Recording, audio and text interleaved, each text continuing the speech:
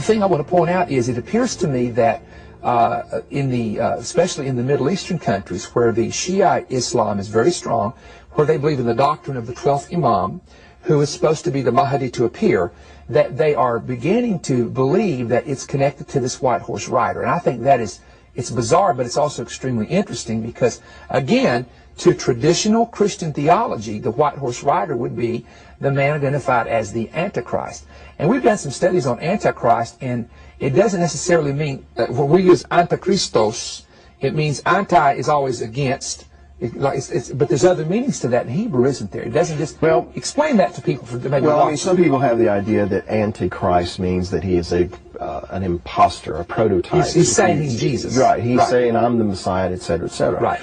Now, the way I see it, Perry, is that he is anti-Messiah. He is against, because we need to understand that to understand the book of Revelation, you've got to understand the book of Genesis. Isaiah 46:10 talks about how God has from the beginning revealed the end.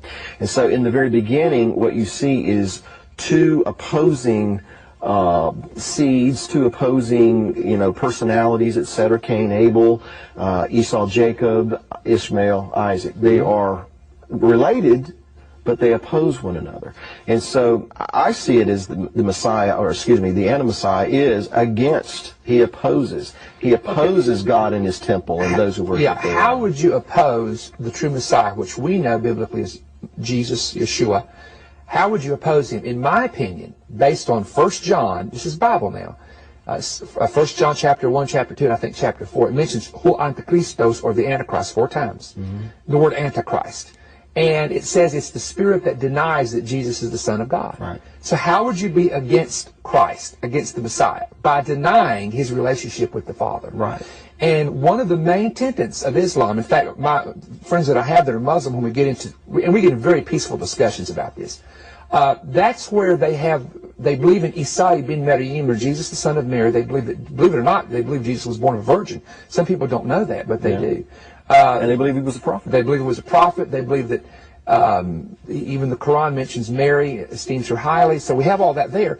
But they have a real block there in saying, how could God have a son when Allah is not begotten, nor does he begot? Now, when President Tom speaks in front of the UN General Assembly tomorrow, you'll likely hear all the typical rhetoric about how peaceful they are and blah-de-blah-de-blah-de. But if his previous addresses are any indication, the media will probably ignore what is perhaps the most important part of his speech. Here he is at the UN in 2005. Almighty Lord, I pray to you to hasten the emergence of your last repository, the promised one, that perfect and pure human being, the one that will fulfill this world with justice and peace. Okay, this is what he said at the end of his speech last year as well at the UN. After calling for the return of the promised one, Ahmadinejad left the stage in 2005 and said to a cleric, and I quote, "I felt that all of a sudden the atmosphere changed, and for 27 to 28 minutes the leaders did not blink," end quote. President Ahmadinejad has been quietly talking about his belief, and this is important that you understand this, that we are in the end days. The real story is, he's not bearing this lead anymore. Listen to his opening remarks this afternoon at Columbia. O God, hasten the arrival of Imam al-Mahdi and grant him good health and victory, and make us his followers and those who attest to his rightfulness. Okay. I hope you're starting to hear a pattern here. This guy is openly praying for the return of the Mahdi in almost every speech, and now he's starting his speeches with that, yet no one in the media is even bothering to do their homework on what that really means. Basically, think of the Mahdi as the Shiite Muslim version of the second coming of Jesus Christ. But unlike Christians, the Twelvers, as they're called, President Tom is a Twelver, believe that they can hasten the Mahdi's return by creating the right conditions for it.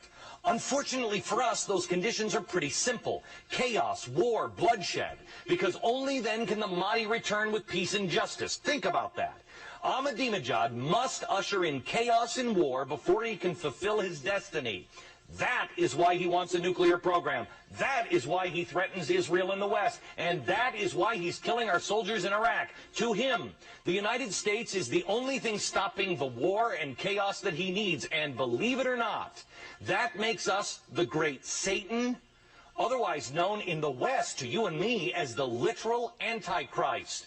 When your politics are your religion, it is impossible to understand one without first understanding the other. I can see anti-Messiah is saying, yes, Jesus is good, he's a prophet or a good man, but he is not what you think he is. Right, and the bottom line is that there are some in the Islamic world who could consider you and I and a lot of our Jewish brethren to be infidels. Mm-hmm.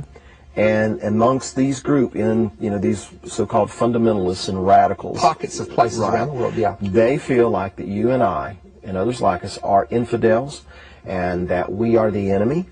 And it is their mission, commissioned by the Quran, they believe, to go and to destroy us. And that's why America, as we talked last week, is such a target, because they see America as a Christian nation. Right. And there again, we don't know the percentage. Some say it may be 2 to 5% of the whole group that would think that way. But 2 or 5% in the world, when you have 1.4 million followers, could be as high as 100 to 200 million easy. Well, so that's again, there we go into why, because they say, why would they attack us? We've done nothing. But it's just the fact that it's a belief, it's an attack on the religious. Well, notice they always link us with Israel. Right. Why is that? It's because of we have this book in common, by and large. Right. Well, the other thing I felt was that evil men, evil people, are going to try to do evil things to us and to others during the last part of this year. I don't know whether it'll be in the fall or September or later on, but it'll be the second half somehow of 2007.